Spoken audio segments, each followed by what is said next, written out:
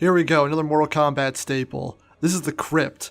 Every single one of these games seems to have this. An area where you spend in-game currency, coins, or whatever else you get in these games to open up chests, get unlockables, explore around. Each one of these things seems to get more elaborate with every game they put out. And this one is the most elaborate by far. There's 5 key items you need to fully explore Shang Tsung's island, and I'm going to show you how to get them. Here we go.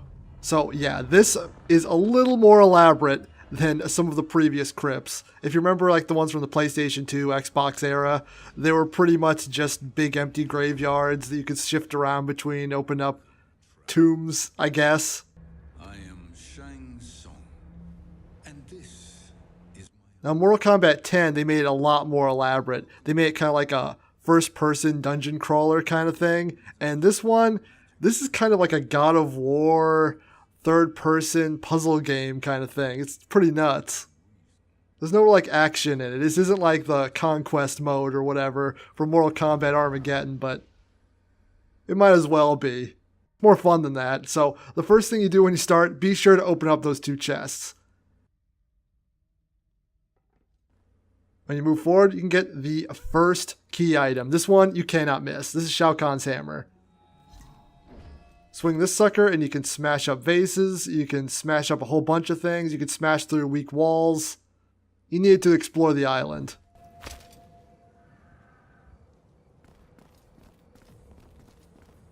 As you can see, you get some treasure for doing this, but so little it barely matters. It's really just for your own satisfaction.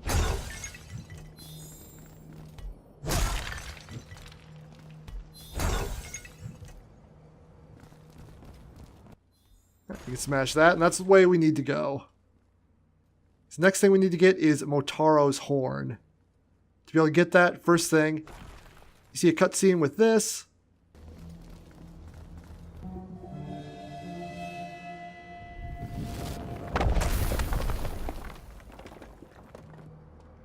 Yeah, grab that item. You'll get to this area eventually, just from exploring. And this is where you need to use Motaro's horn. That leads to the underground. But you get an item from that meteorite, so let's run back and use it in the location where you actually need to use that meteorite item. So we're back at the courtyard. Run over here. Here's where that Chronica time thingy is. Break the wall past there, go in here, and it's this door.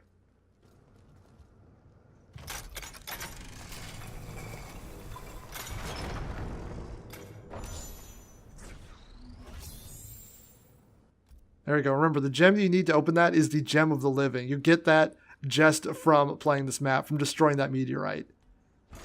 Now, run through this area, smash that wooden barricade. And in here, you should find a switch. Now, behind this switch is Motaro's horn. Now, keep in mind, you can do all of this the very minute you start this up. None of this stuff that we're going to do in this video is going to require you to spend any money. You don't have to use any coins. You don't have to use any souls or hearts. All the weird currency that's in this place. You can do this all right from the beginning. It opens up the environment and it gets you access to more money. This gets you a lot of money just from doing all this stuff. So now we have the horn. We're going back here. And this will lead to Goro's lair.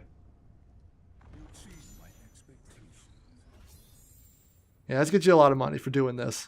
But this is all like the first time, and there's a lot of chests in this game. So don't expect to open all these suckers.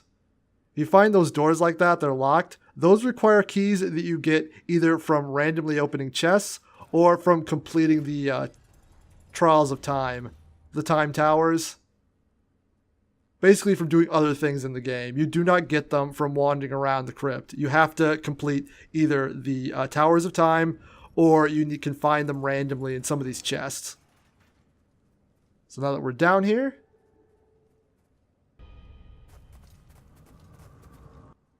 it's time to do some exploring. There's actually a couple of things you can get at this point.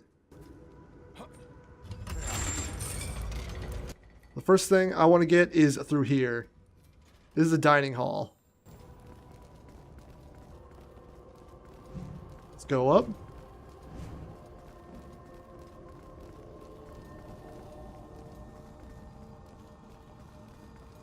Yeah, this place is big. This is quite the recreation. If you're a big fan of Mortal Kombat, this is pretty fun to see Shao Kahn's island fully explorable like this.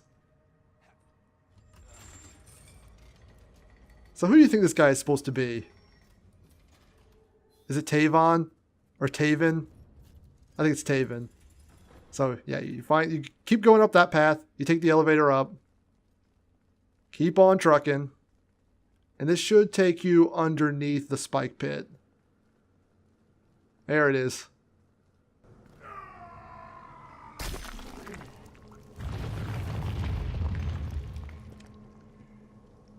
And, oh, funny rhyme to you, Ermac. Well, let's loot this sucker. Yeah, Ermac's dead. I'm not really sure what's going on here. I think this might be some kind of like alternate universe or something.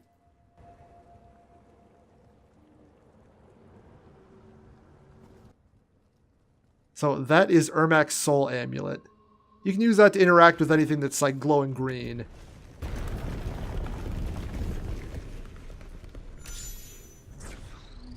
You can move those rocks, but mostly you're going to be seeing spirits, like the dead corpses here. You can use the soul amulet to unlock stuff from those. Those require the souls, and those are rare commodity. You only get those from completing specific objectives in the game. Like from finishing towers and stuff like that. Alright, the next one I want to get is basically the other side of Goro's dungeon, Goro's lair. Let's go the opposite direction we went last time.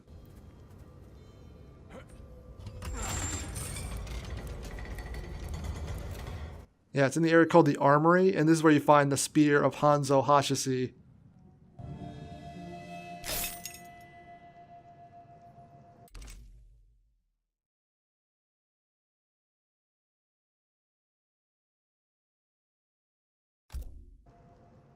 Yep, our boy Scorpion.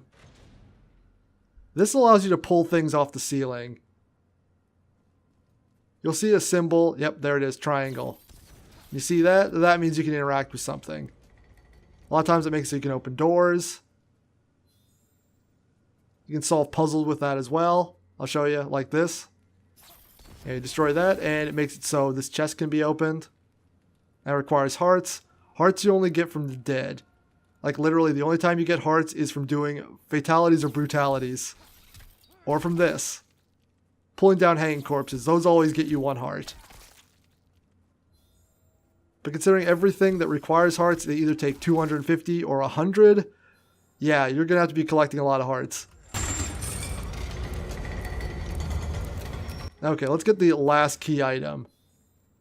This is through this path. Takes you to Goro's treasure chamber. Once again, if you're a big fan of Mortal Kombat, then you'll probably get a laugh reading some of these descriptions. There's a lot of references to past games in here. Some of the stuff is new, but a lot of it is referencing old material. Stuff that you thought everyone had forgotten, but Ed Boon's brain is like a steel trap. He forgets nothing. Keep going on that path, and that gets you Kenshi's blindfold. That's the last major key item that we're going to get.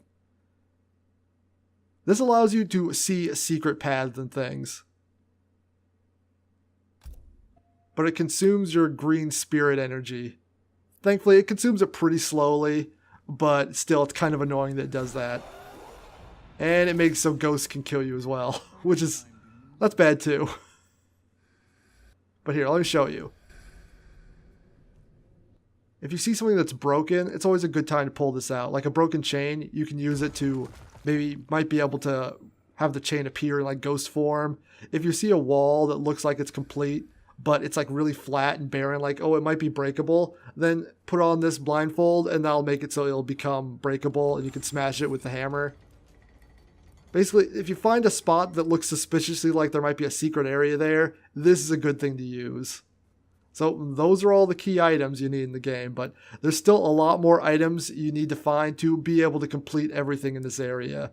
See, like we need 2,000 spirits, and see this gate? Yeah, that you need something from playing the main game to be able to get. So, at least for now, that's it. That's how you get access to most of the crypt. Thanks for watching, and I'll see you in the next one.